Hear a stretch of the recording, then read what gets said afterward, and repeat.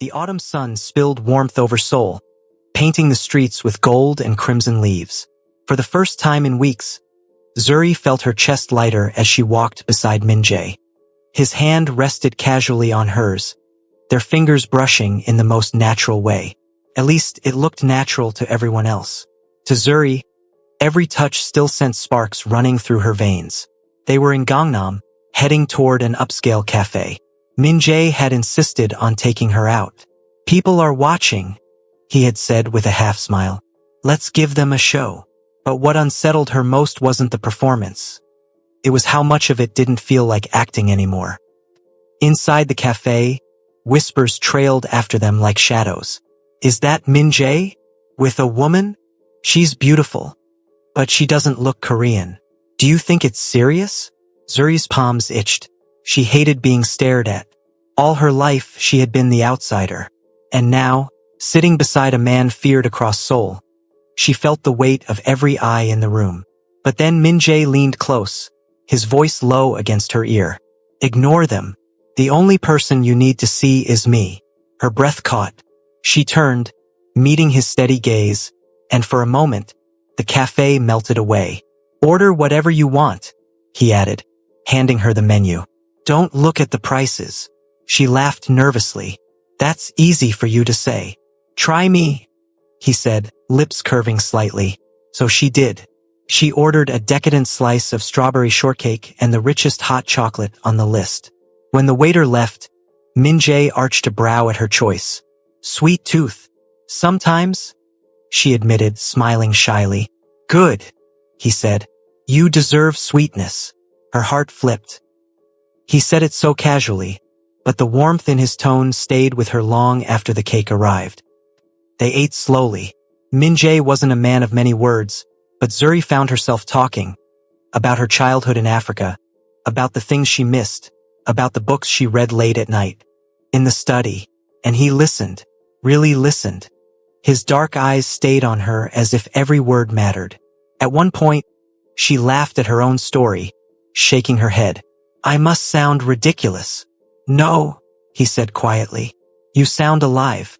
Don't stop." It struck her then. How different this was from her parents, who had only ever reminded her of what she lacked. With Min-jae, she wasn't lacking. She was enough. When they left the cafe, the city buzzed around them, neon signs flickering as the evening crowd gathered. A photographer's flash went off from across the street. Paparazzi. Min-jae didn't flinch. Instead, he slipped an arm around Zuri's waist, pulling her close. "Smile," he murmured. Her instinct was to shrink, but something in his grip steadied her. She looked up, meeting his gaze. He gave her the smallest nod, and together, they turned to the cameras. His lips curving, her smile shy but real. The flashes went wild. But when Min-jae leaned down and pressed a kiss against her temple, Zuri's breath hitched. It was supposed to be for show, just an act. Only, it didn't feel like acting. Not when his lips lingered warm against her skin. Not when her heart pounded so loud she could barely hear the city anymore. That night, back at the mansion, Zuri paced her room. It was pretend. It was all pretend. But why couldn't she stop touching her temple where he'd kissed her? Why did her chest feel like it was blooming open, fragile and dangerous at the same time? A knock interrupted her spiraling thoughts. She opened the door to find Min-jae leaning casually against the frame, 2 mugs in his hands. "Couldn't sleep?" he asked. She shook her head. "You?" He lifted 1 mug. "Thought you could use hot chocolate." "I remembered." Her heart squeezed. He had noticed, remembered her favorite from the cafe. She stepped aside and he entered. They sat on the couch by the window, the city glowing outside like a sea of stars. For a while, they drank in silence. Then Zuri said softly, "Do you ever get tired of pretending?" He turned his head, his eyes catching the reflection of the city lights. "All the time." She hesitated, fingers tightening around her mug. "And with me? Is it all pretend?" The question slipped out before she could stop it. Her cheeks burned, but she forced herself to meet his gaze. Min-jae didn't answer right away. He set his mug down, leaning forward, his elbows on his knees. "With you?" he said finally, his voice low. It started as pretend, but now, I don't know where the act ends and where the truth begins. Her breath caught. He leaned back, giving her space, his face unreadable. But his words echoed in her chest long after. Over the next days, their facade in public grew bolder. Hand-holding, quick kisses, smiles that looked too genuine for mere performance. But behind closed doors, it was the little things that melted Zuri most. Like how Min-jae left fresh flowers in the study where she liked to read. Like how he always walked on the side of the street closest to the cars. Like how he never forced her to talk about what hurt but always stayed near when she did. It was slow. It was tender. It was real. And one evening, as they practiced a public couple act before a gala, Zuri laughed nervously when he twirled her in the grand hall. "You're terrible at dancing," she teased. He smirked. "I don't need to be good. I just need to make sure no one else dances with you." Her laughter died as she saw the seriousness in his eyes. The truth behind the act. For the first time, Zuri realized she wasn't afraid of the Mafia man the world feared. She was afraid of how much she wanted him. That night, as she lay in bed, her journal open, she wrote, "We started pretending for the world. But I think I'm only pretending with myself now. Pretending I don't feel what I feel. Pretending I'm not falling." And though she closed the journal quickly when she heard footsteps outside, she knew, deep down, that Min-jae didn't need her words to know. He already saw it in her eyes. The mansion buzzed with preparation. Tailors, stylists, and maids moved swiftly through the hallways, carrying gowns, shoes, and jewelry boxes that sparkled under the chandeliers. Zuri stood in front of a tall mirror in the guest wing, her hands fidgeting as the stylist adjusted the final pin in her hair. She barely recognized herself.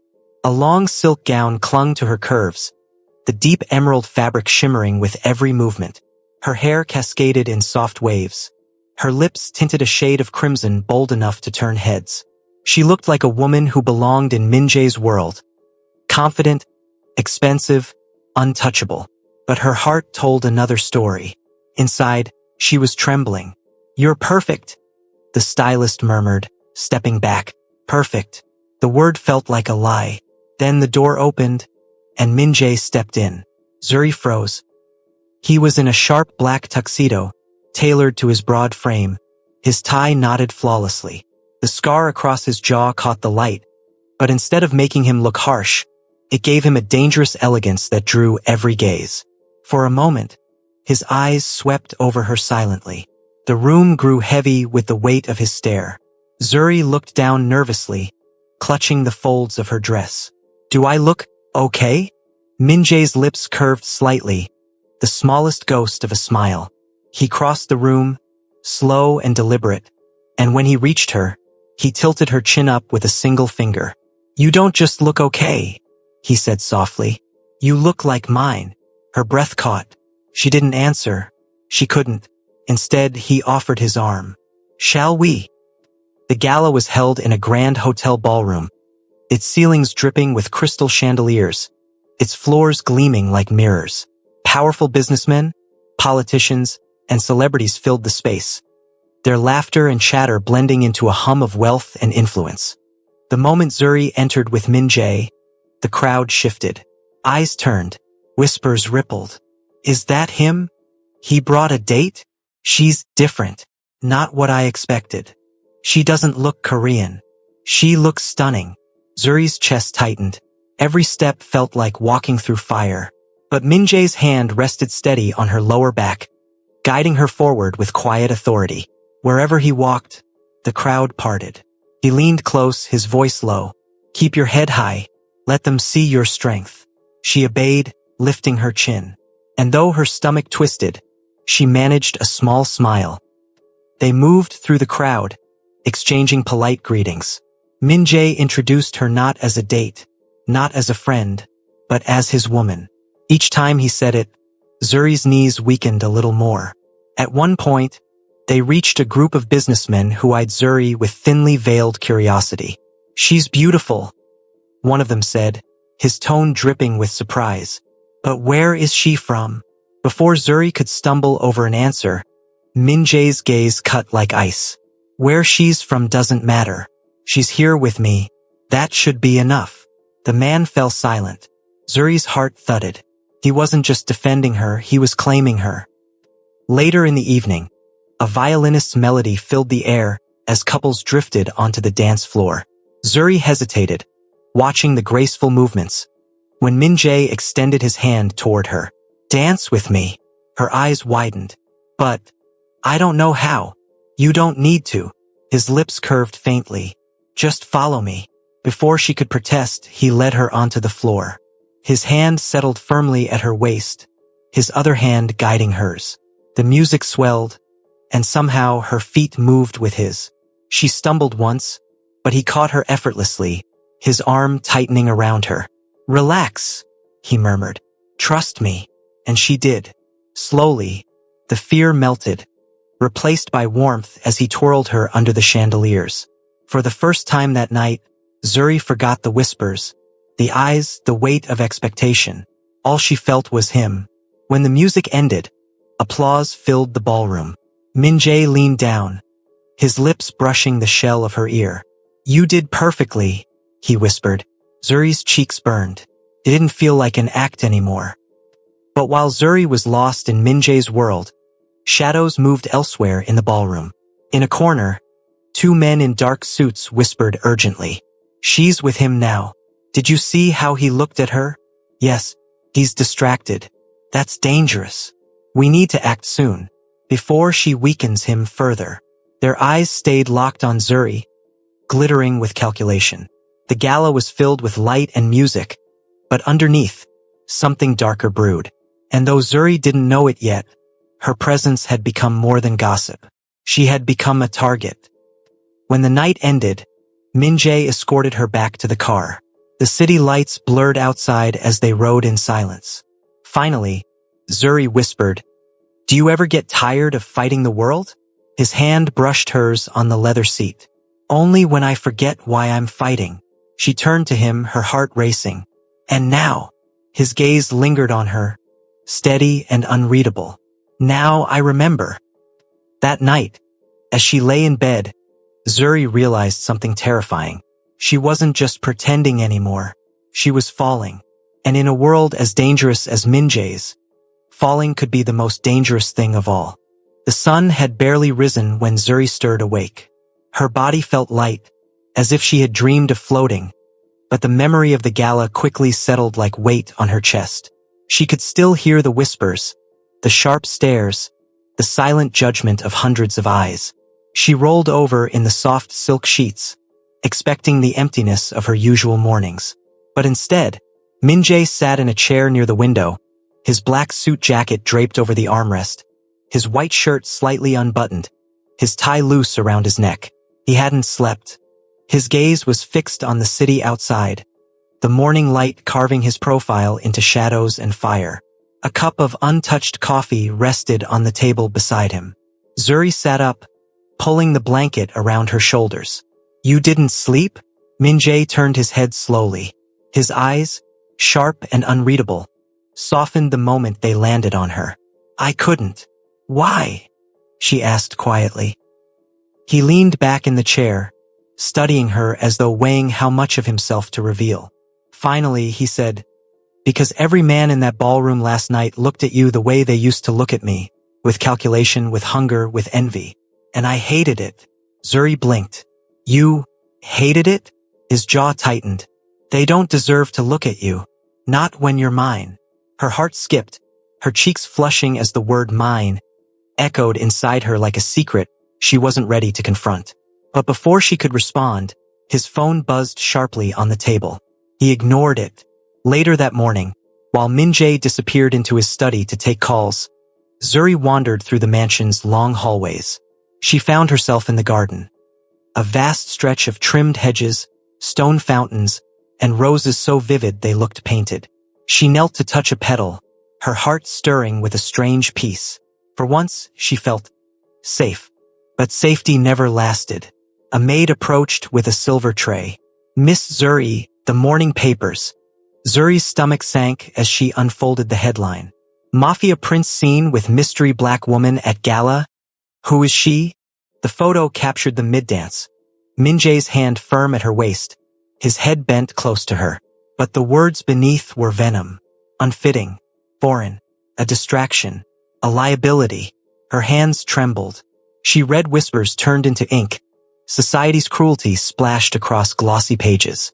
The words orphan and adopted twisted like knives.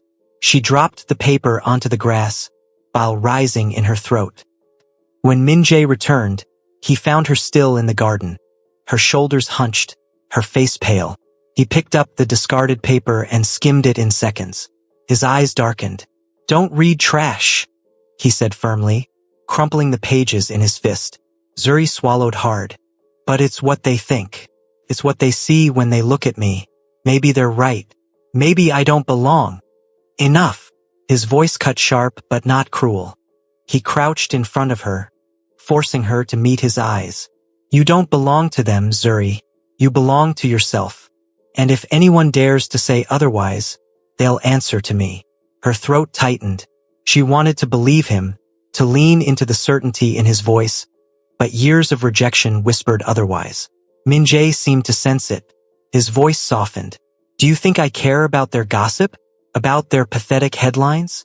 They've hated me my entire life. If they now hate you too, it only means you've become part of my world. And I wouldn't change that." Her chest ached. The walls she'd built around her heart trembled under the weight of his words. That evening, Min-jae did something unexpected. He invited her to his private study, not for business, not for pretense, but simply to sit with him. The room smelled of leather and old books. A fireplace crackled softly, filling the silence with warmth. Zuri sat on the couch while Min-jae worked at his desk.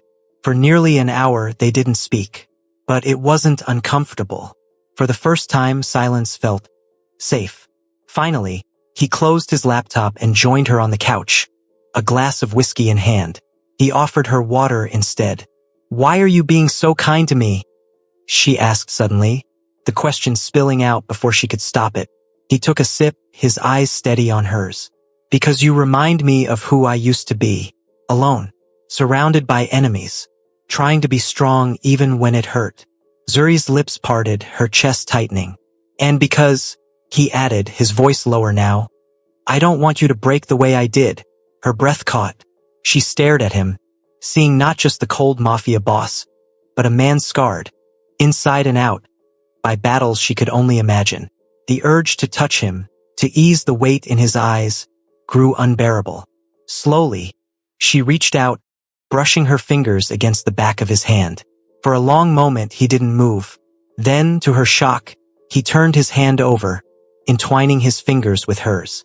No words, just warmth. It was the smallest gesture, but it felt like a door opening. That night, Zuri lay awake in her room, replaying every detail. His gaze, his words, the way his hand had held hers. And though she feared the world outside, one truth was undeniable. She was no longer pretending, and neither, she suspected, was he. The night was restless. Outside, Seoul glittered like a blanket of diamonds, neon lights blinking against the horizon, traffic humming like an endless song. Inside the mansion, everything was still. Zuri wandered into the library, drawn by the silence. The walls were lined with books, thick leather-bound tomes, records of power and secrets she couldn't understand. A single lamp glowed golden against the dark, casting shadows across the room. She traced her fingers along the spines absent-mindedly, stopping when she noticed an old photo frame tucked behind some volumes. Curious, she pulled it out. It was a younger Min-jae, barely 18. His expression was guarded, his eyes the same sharp steel she knew now. But there was something rawer, more vulnerable in them. Beside him stood an older man, stern and proud. His father, she guessed. Before she could study it further, the door opened. "Curious, aren't you?" Zuri startled, nearly dropping the frame.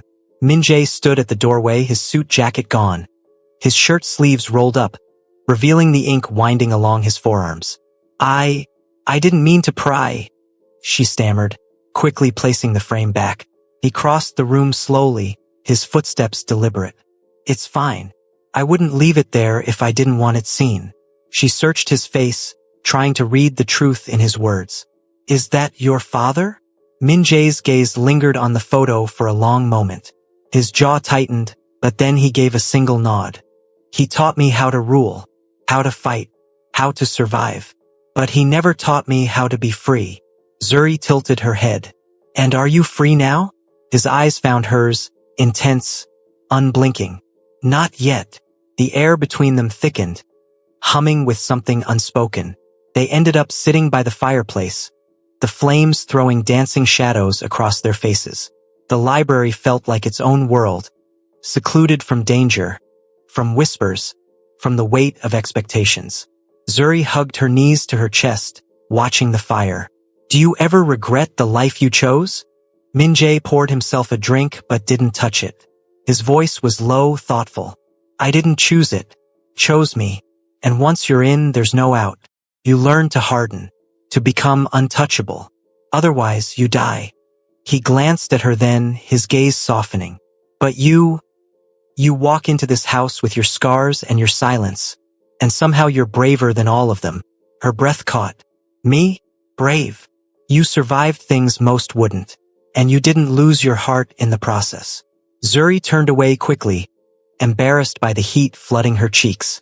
She wasn't used to hearing words like that. Words that felt like balm over wounds that had been open too long. The silence stretched, heavy with meaning. Then Min-jae shifted closer. His hand reached out, not commanding this time, not forceful. Gently, he brushed a strand of hair from her face. His fingers lingered against her cheek, warm and careful, as though she might break.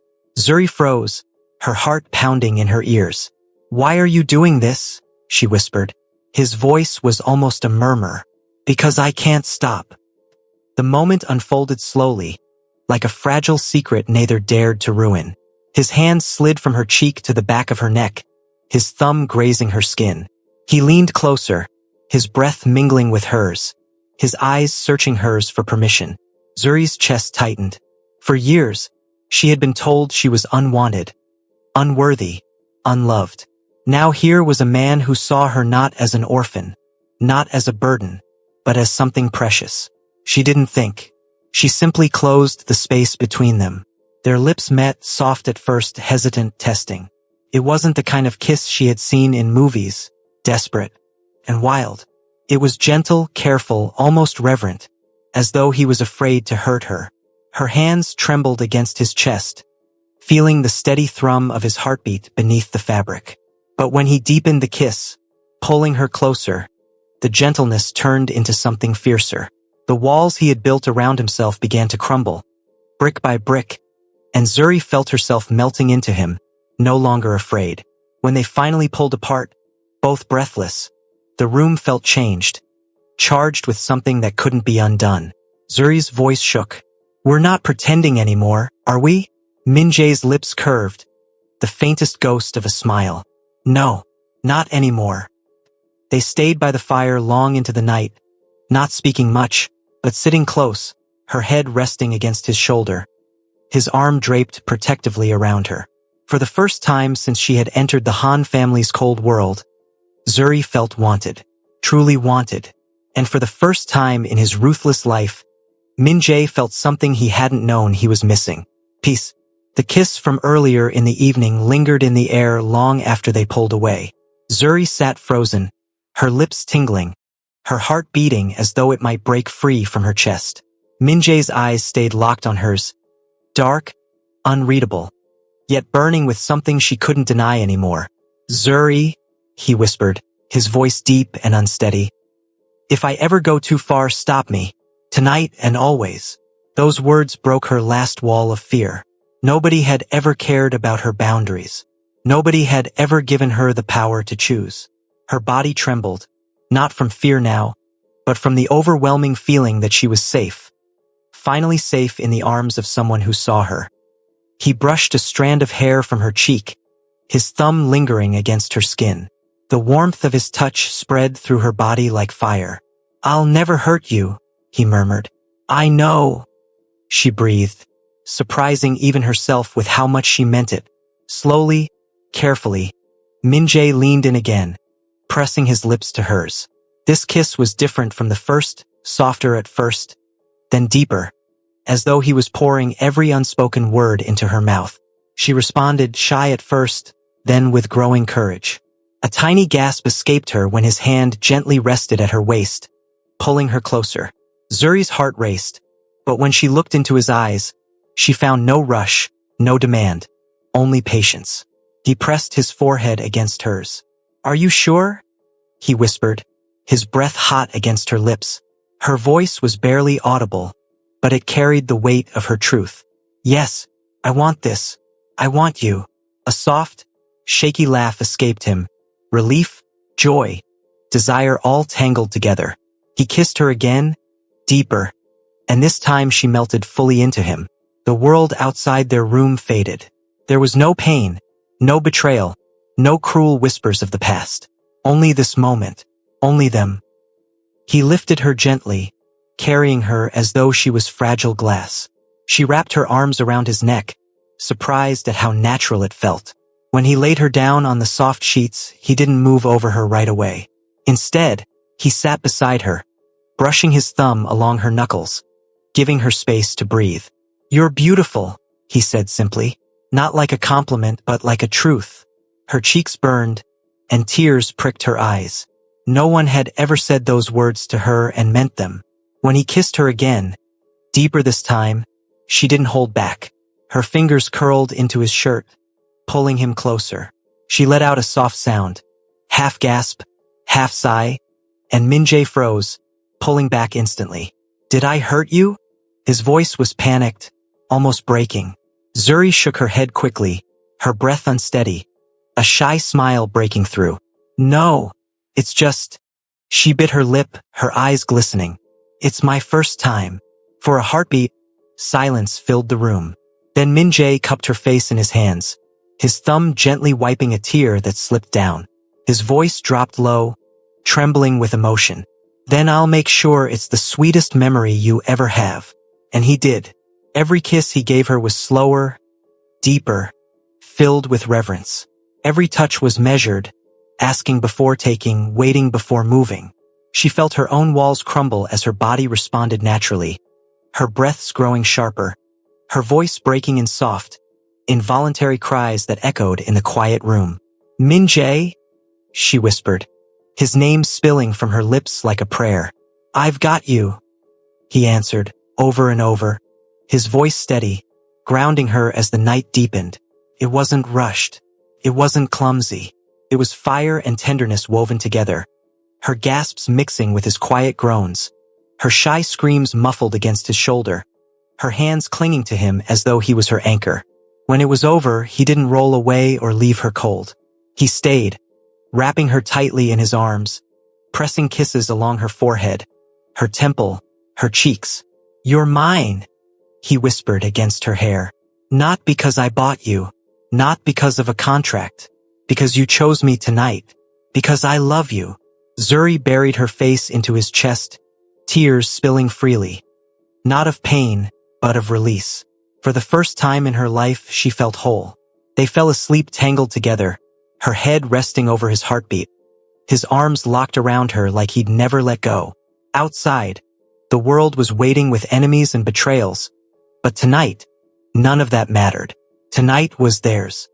Hello besties, their hearts are slowly opening, but the outside world is ruthless. Can Zuri and Min-jae's love survive the coming storms? Don't miss episode 4. Thank you so much for watching. Kindly like, subscribe and share.